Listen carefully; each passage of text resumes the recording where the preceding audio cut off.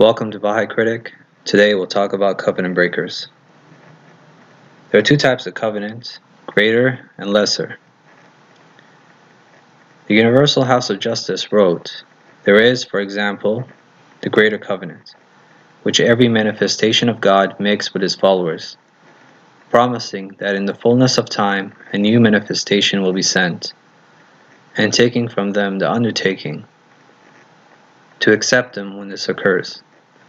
There is also the lesser covenant that a manifestation of God makes with his followers, that they will accept his appointed successor after him."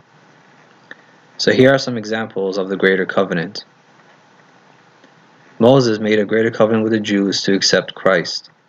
Christ made a greater covenant with Christians to accept Muhammad, and so forth. Finally, Baha'u'llah made a greater covenant with Baha'is to accept the next manifestation of God.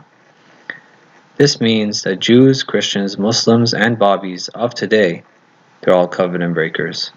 Because, for example, a Jew remains a Jew because he or she has not accepted Christ.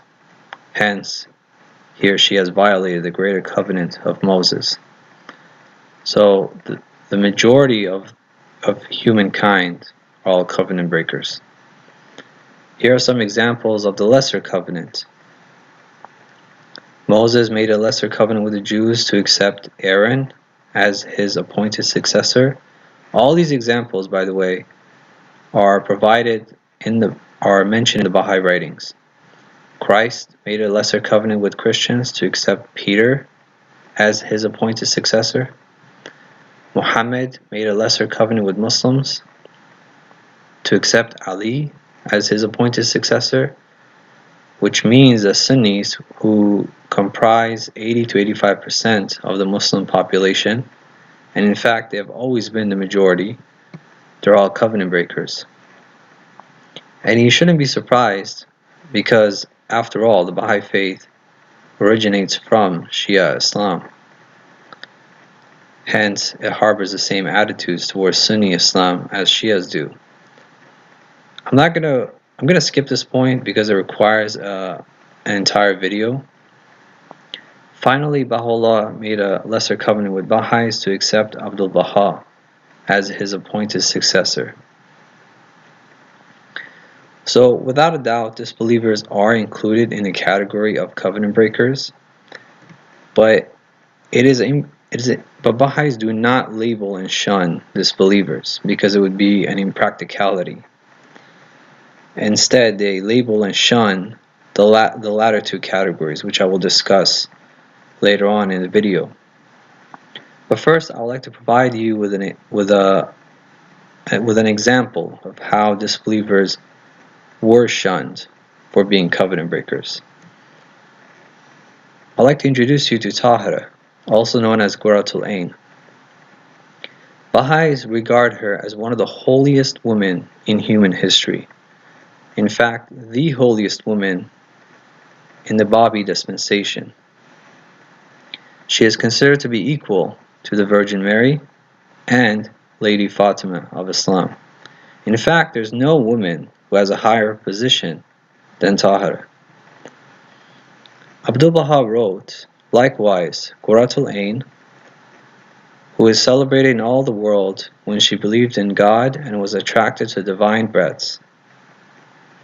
She forsook her two oldest sons, although they were her two oldest children, because they did not become believers, and thereafter did not meet them. In other words, when she converted from Islam to Babiism, when she shunned her two oldest children. Why? Because they did not also make that conversion.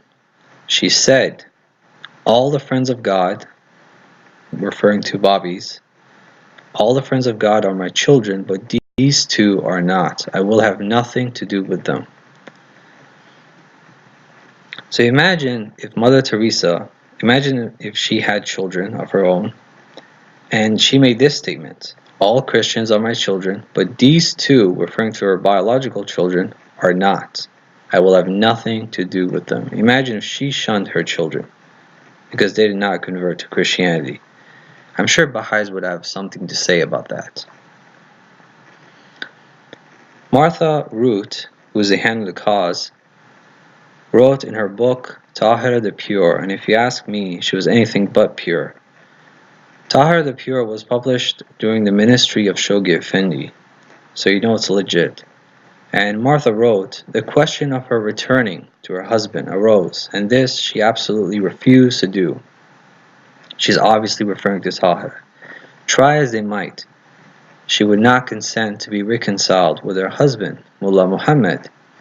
She gave as her reason. Now, don't let Baha'is fool you about, there may be other reasons why she shunned him. No, this is her reason in your own writings.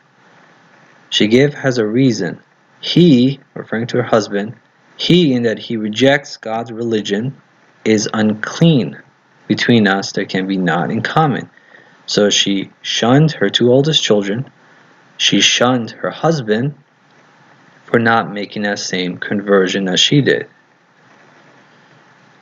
So imagine if Mother Teresa, I'm sorry to use her as an example again, but imagine if she was married before she became a nun, and she made this statement.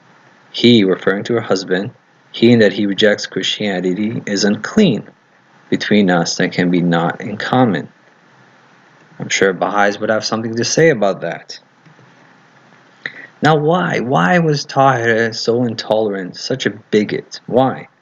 Well, because the glorious Bab, her prophet, her religious leader, forbade association with covenant breakers, Muslims. After all, Muslims violated the greater covenant by not accepting the Bab. Next, we go to our next category, apostate critics. Abdul Hussein Ayati is a prominent example.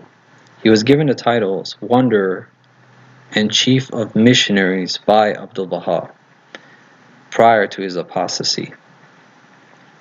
And Mary Maxwell, who's the hand of the cause, she wrote, Alvara, meaning wanderer, referring to the same person, had left the cause. He apostatized and began writing books against it. So he apostatized and subsequently criticized.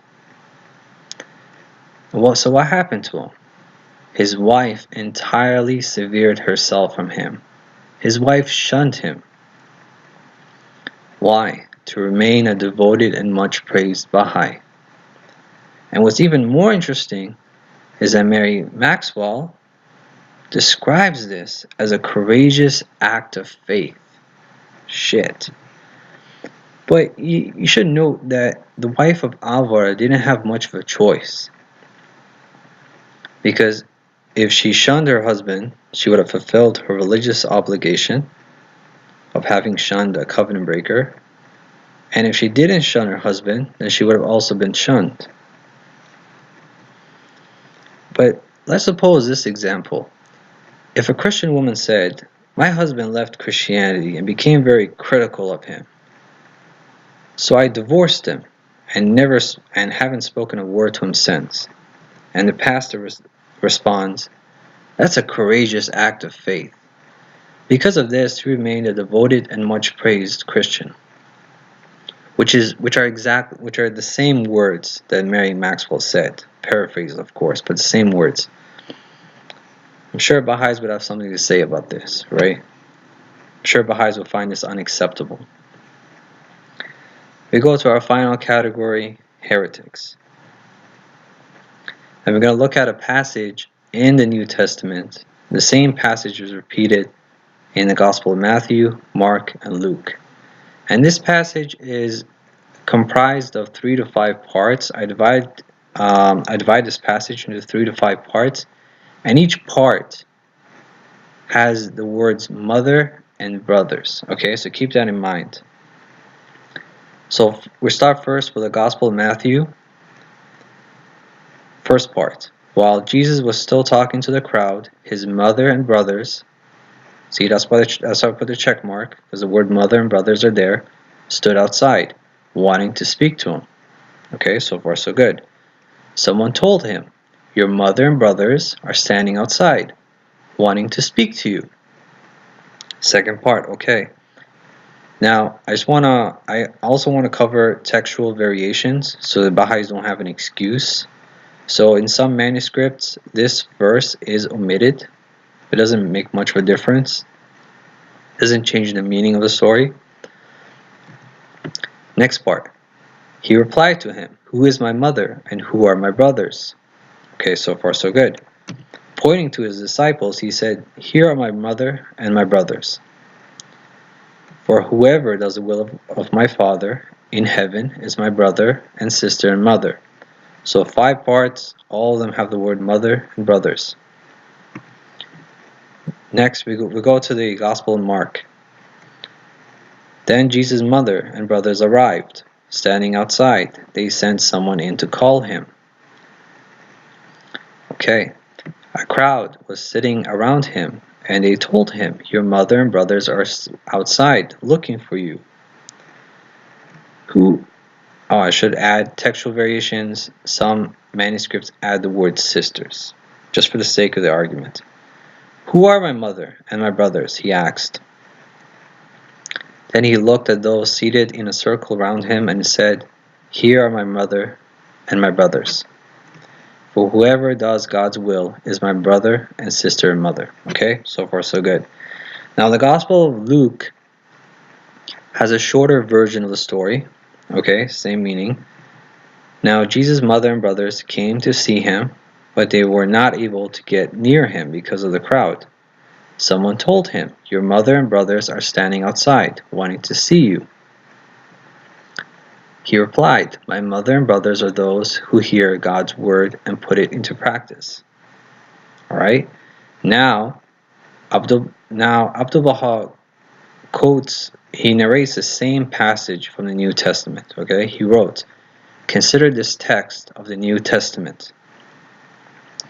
The brothers of His Holiness Christ came to him." Now what's wrong with this opening words?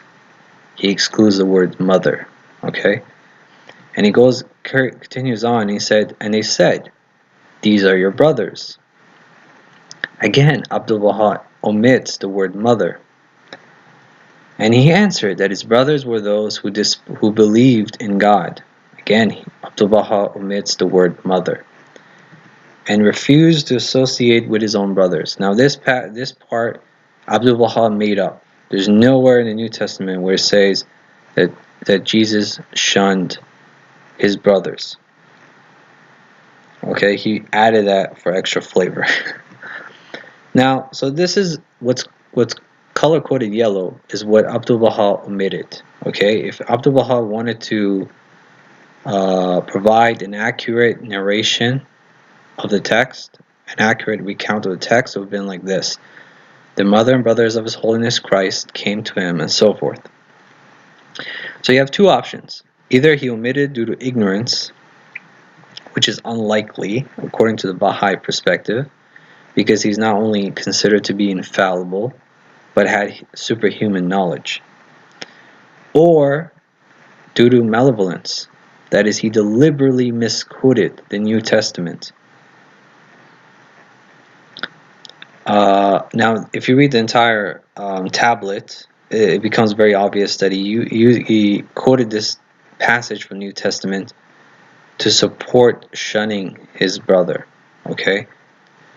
And his entire point was that if Christ shunned his brothers, why can't I? That was his point, entire point that he made.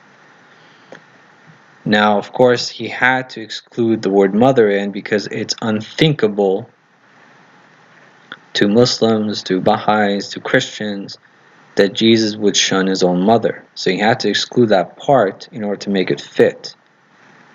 So he's a fucking douchebag.